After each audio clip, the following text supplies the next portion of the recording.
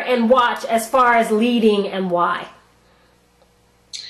Well, two of my favorite people in the Fat Chance troupe that I always watch for really beautiful, solid leading concepts and just combos that they come up with are obviously Wendy and Sandy.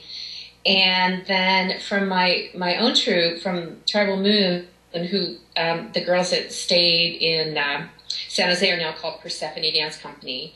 I watch them as well for the creative cues and transitions that they've come up with.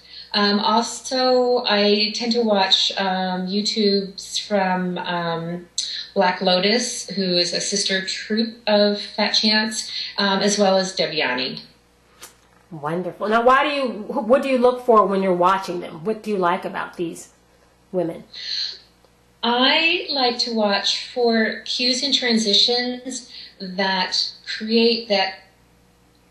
lead to a movement that is dynamic.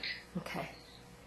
Okay. And sometimes that's cueing so duets are back to back. Sometimes that's cueing so that the dancers are all facing each other.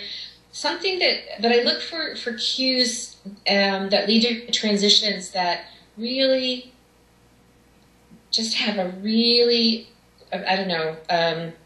lot of energy, whether it's fast or slow, but something that's just a little more polished than the norm. Great. And what do you suggest that how are the students going to retain what they learned from you at your workshop? Well, I'm used to teaching classes that have multi-level experience of dancers. So I tend to have the newbies stick to sort of more traditional leading and following formations, and then dancers who are more experienced, I give them more challenging, it's the same cue, but it will be a more challenging transition where they might be spiraling around each other, going back to back, or going flopping back to back, front to front, or passing in interesting ways. So we'll all be learning the same cues and transitions, with some slow and some fast, but depending on their skill level, they'll be practicing it in different ways. And I also will be mixing people up so that they'll get comfortable in the beginning with one partner, and then I like to sort of mix it up so suddenly there's a brand new element. I think one of the secrets about teaching cues and transitions is just having the students focus on 2 to 3 moves, no more than 3, because if it's more than 3, you're already like 10 steps ahead of yourself going, oh my goodness, what do I do next? So if you know what you want to do, there's an 80% chance that you'll do that. And I also like to find out with students, do they prefer to do slow steps or do they prefer to do fast steps? Because whatever their favorite tempo of music is, that's the place to get your comfort zone first. I always start with your comfort zone. Okay. And then as far as, do you pass out worksheets or something so that they can take home with them and remember? You know, that's an interesting question.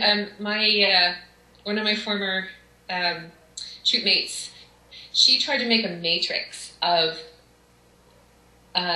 she's a teacher and she was really used to making these trees, these matrix trees, whatever they're called. And she tried to do one based on the different cues and transitions one can do from all the different Arabic steps. And this tree became like unmanageable because there's so many different combinations.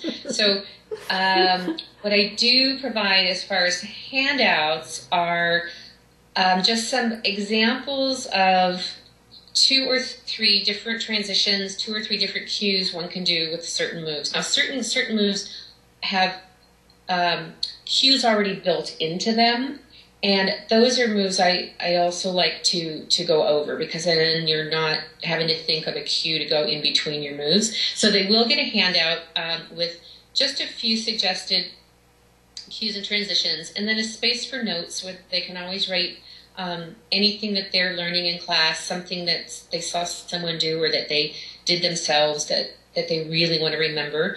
I also encourage students to bring tape recorders if they want, and they can record the session. Thanks, Kathy, for sharing everything with us, and we look forward to seeing you in the future. Great. Thanks, Kelly, and thanks for starting the Tribal Dance Nation. I think it's a very, great tool, and I just think there can't be enough consolidated places for information for our dance style. Oh, you're very welcome. Thank you again. Bye. Bye, Kelly.